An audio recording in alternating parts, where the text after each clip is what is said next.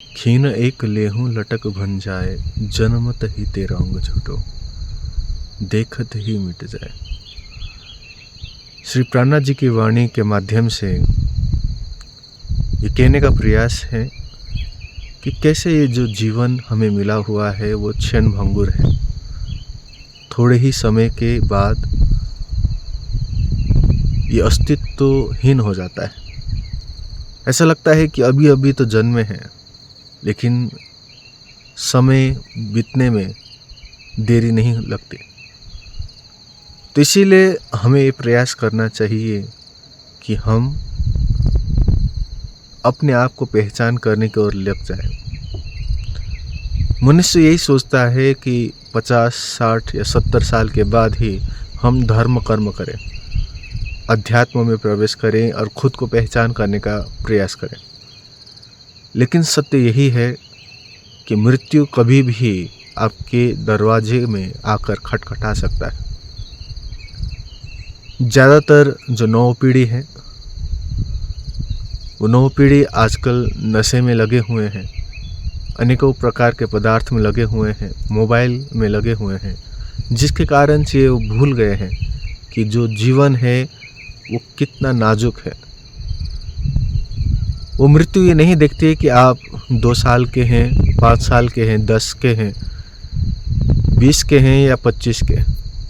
चाहे आप जवान हो, चाहे आप बच्चे हो, चाहे आप वृद्ध हो, वो समय आने पर आपको जरूर ले जाएगा। इसका मतलब ये नहीं कि हमें डरना चाहिए, इसका मतलब ये नहीं कि हमें जो हम अध्ययन कर रहे हैं, जो कार्य हम कर रहे हैं उसको त्याग देना चाहिए। लेकिन ज़रूर ये अनुभूति करो, ये सोचो और ये सोचने का समय है कि जो जीवन मिला हुआ है वो किस चीज़ के लिए।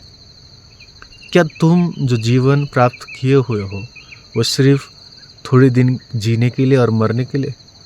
क्या सिर्फ इस जीवन में आके तुम्हें खाना है, पीना है, अच्छे कपड़े लगाना है और परिवार उत्पादन करके फिर से मर जाना? यदि ऐसा ही है तो हमारा और पशुओं में कोई भी अंतर नहीं।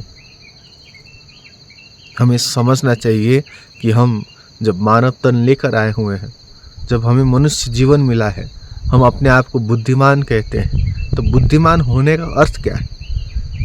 सत्य तो यही है कि हम अपने आप को बुद्धिमान तो कहते हैं, लेकिन बुद्धि हम ऐसी चीज़ों में लगा रहे हैं जो क्षण भंगुर है, मतलब क्षणिक है, थोड़े समय के लिए दिखाई देता है और बाद में लगता है कि स्वप्न के समान है।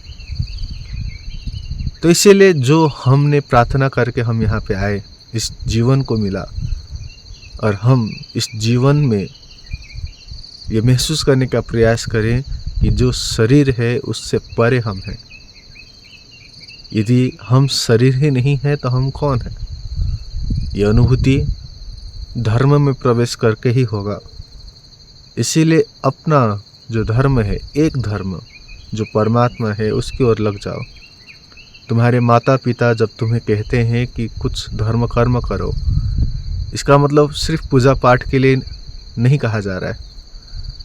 हो सकता है आपके माता पिता को भी सिर्फ उतना ही समझाया गया हो, लेकिन फिर भी आप थोड़ा अब नव युवक हैं, नव पीढ़ी हैं, तो एक प्रश्न करो कि कहने का तात्पर्य क्या है।